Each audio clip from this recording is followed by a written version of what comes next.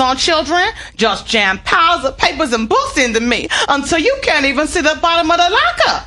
It's like an archaeological dig trying to find an overport card. Do you out there know anyone with a locker like that? No, my locker in school was never messy. Anyway, Jocelyn continues to write that you should also be respectful in the hallway, so use appropriate language. What exactly qualifies as appropriate? According to Jocelyn, this means don't swear or insult others. Also, give others personal space. And please, stop slamming me. Thank you, Luann. Now we take you live to Bussy the school bus. That's funny. The school bus usually takes you places, but today we're taking you to the school bus. Well, hello there, Rio. Jocelyn and her friends take me to school every day. Jocelyn wrote, you have to remain seated in your assigned seat on the bus and wear your safety belt for the duration of the trip. That means the whole time. Very specific instructions, Jocelyn, and wonderful vocabulary. Duration. Excellent word choice. Hey, you out there. Do you know why you've got to wear your seatbelt? Because Jocelyn said so? Because if the bus were to get in an accident and nobody had their safety belts on, kids would be bouncing off the walls and windows like a bunch of super balls. And not in a fun way. It's simple physics, really. If I stop suddenly, you'll keep moving unless there's something to stop you. Something like a safety belt?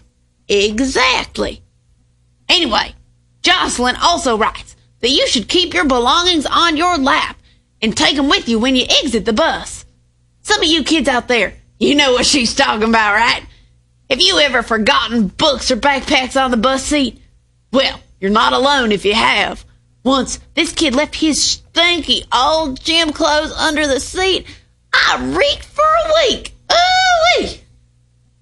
Kate, can you imagine what a 2-week-old turkey sandwich smells like? 'Cause I can.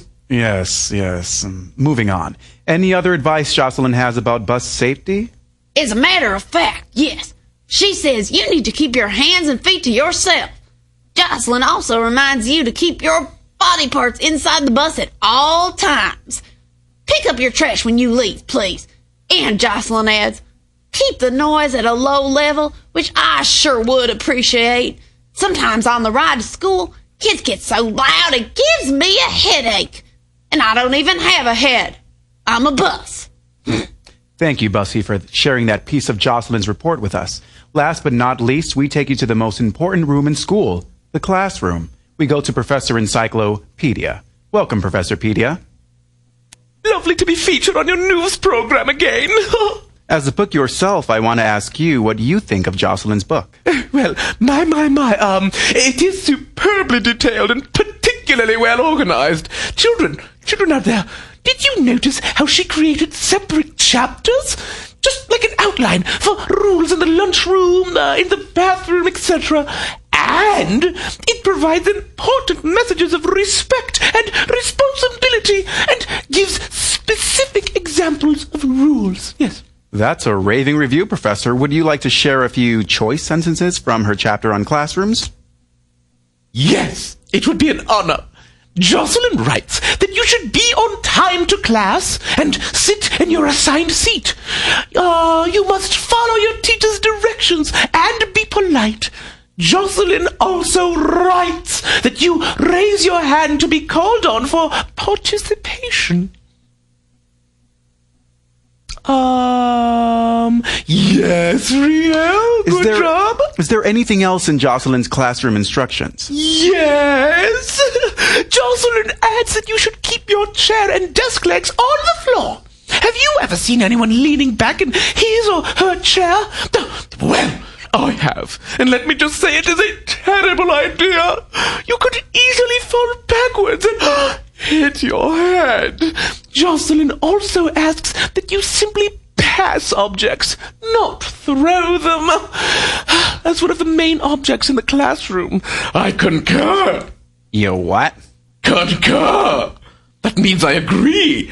I've been missing my page 38 since an unfortunate incident when I was thrown last year. I can't talk about it anymore. I'm sorry to hear that. Thank you, Professor Pedia, and to all of our on-site specialists today. Most of all, thank you to Jocelyn for your informative and well-organized report. We now return you to your regularly scheduled programming. What rules you have at home? Write an instructional guidebook for someone who doesn't know the rules at your house.